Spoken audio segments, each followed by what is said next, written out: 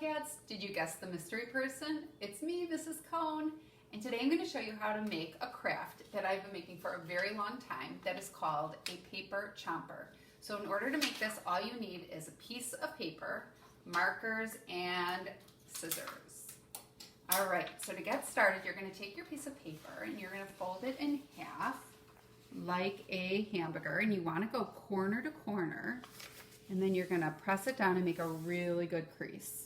Okay, when you're done, you open it up, and then you're going to fold in each side to make smaller rectangles, and you take this side and you fold it until it reaches the middle crease. And you do the same thing on the opposite side. You fold it in to the middle crease, and press it down really tight, and then you flip it upside down. So now this part's a little bit tricky because you'll see the crease kind of pops up like this, but you're going to fold it backwards. So you're going to kind of do an opposite crease and just line it up corner to corner, side to side, and then press it down really well. That's key to making a good chomper. All right, now I like to flip it so that the two folded sides are facing me.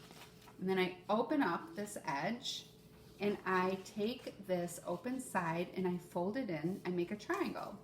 I make one triangle here, and I do the same thing on this side, and then I fold it back up, and then I flip it over, and I flip open the other side, and I fold in to make two triangles on this side.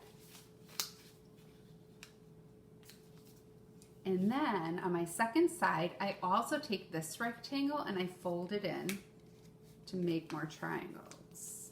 Like this, because we don't want any rectangles. You want your shape to be like this so that when you fold it, it almost looks like a hat or a boat, but it is not. Okay, the next thing that you're going to do is you're going to be really careful with the scissors, and you're going to do a little cut right about in the middle. And then you're going to do a little cut at each end, and you have to be careful when you do these cuts because you don't want to hurt yourself. And then you are going to fold these pieces back, and you want to push it down, really make a really good crease, because this is going to help you get the ultimate chomping sound with your chomper. You're probably thinking, what is she talking about? What is a chomper? Okay, then you take this, and it does look like a hat or a boat, but it is not. You're going to kind of stick your finger in to puff it out, and then you fold it down. And then, now this one did not come out perfectly fine, but it doesn't really matter because it's so fun and cute anyway. You draw eyes on it if you would like.